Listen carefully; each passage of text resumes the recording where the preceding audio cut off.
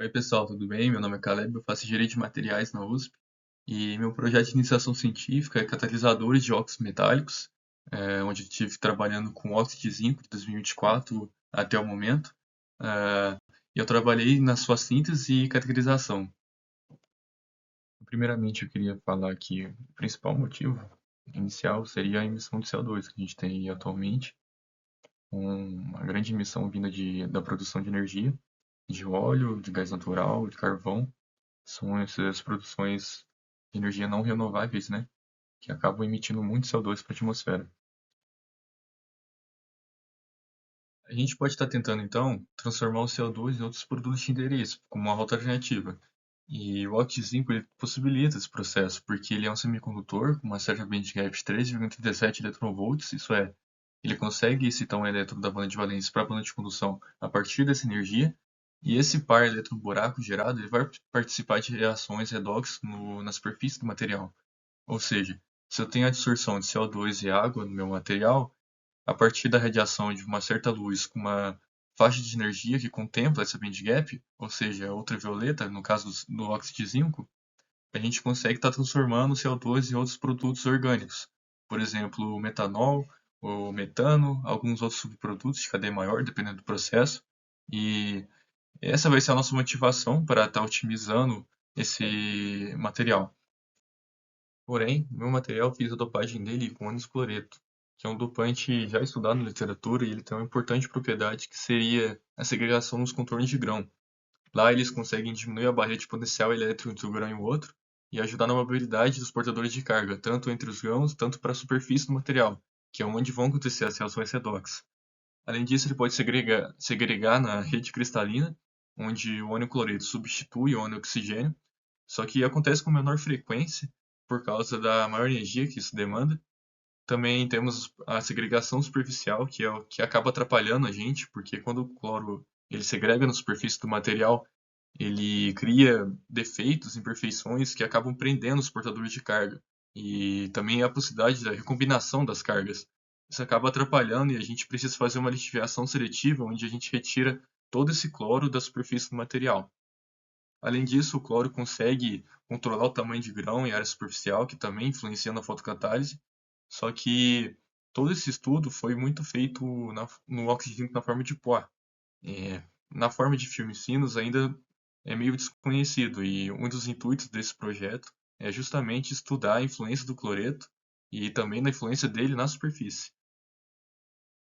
Então, os objetivos do meu trabalho foram fazer a síntese dos filmes em diferentes proporções molares entre cloro e zinco, para a gente conseguir comparar depois a influência do cloreto, fazer a caracterização desses filmes para microestrutura, propriedades cristalográficas, para a gente avaliar a morfologia ali, também avaliar a influência da lixiviação, para ver se realmente o cloro superficial nos filmes finos ele atrapalha ou ajuda na fotocatálise.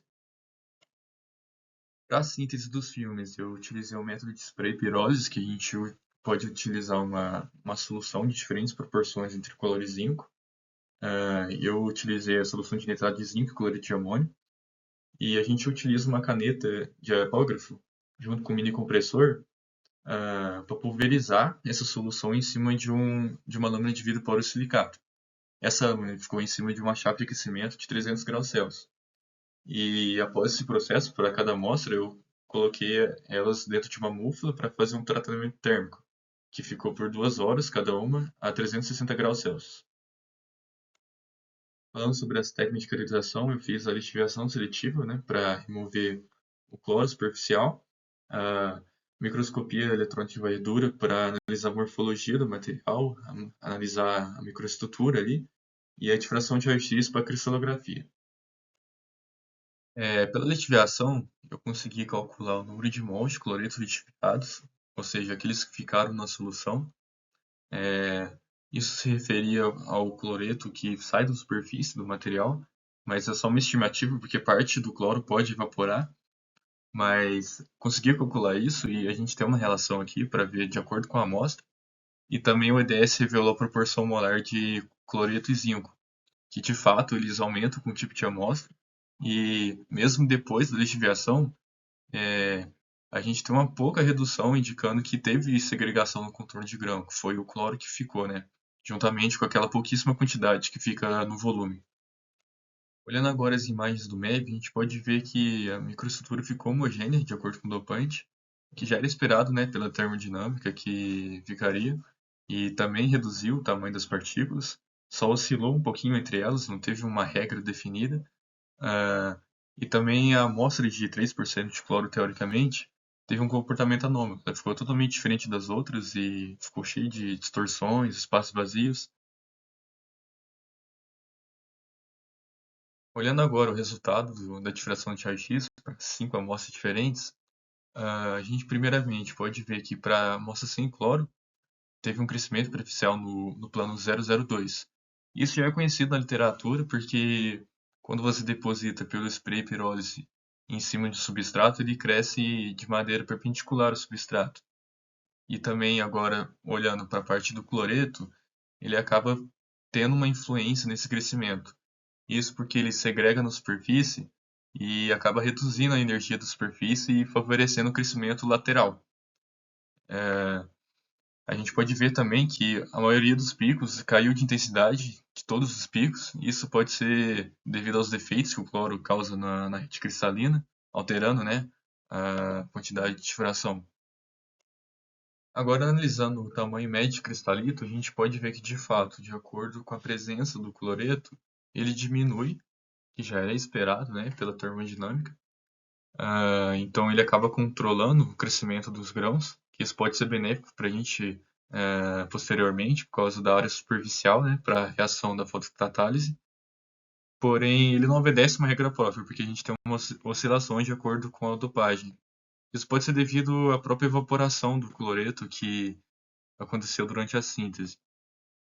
Concluindo então, a gente viu que a lixiviação teve um papel efetivo em remover o cloro do material, só que ainda assim a gente conseguiu ver que parte ficou, e uma parte significativa de cloro, que seriam do contorno de grão majoritariamente, a gente pôde ver que teve alteração no tamanho dos cristalitos, na homogeneidade da estrutura, na orientação preferencial, e isso tudo é muito importante porque pode influenciar na fotocatálise, porque eles alteram a área superficial, alteram a condutividade, a isotropia, né, de condutividade elétrica no material. E o próximo passo agora seria a própria fotocatálise, que a gente vai testar diferentes dopagens e também as lâminas lixiviadas e não lixiviadas. Tudo isso para avaliar a atividade, como que o cloreto influencia além da lixiviação. Então é isso, esse foi o meu projeto. Eu acredito que há muito que se fazer ainda, e eu agradeço pelo CNPq, pela Bolsa PIBIC, e a todas as pessoas que trabalharam comigo durante esse ano, me ensinaram muito.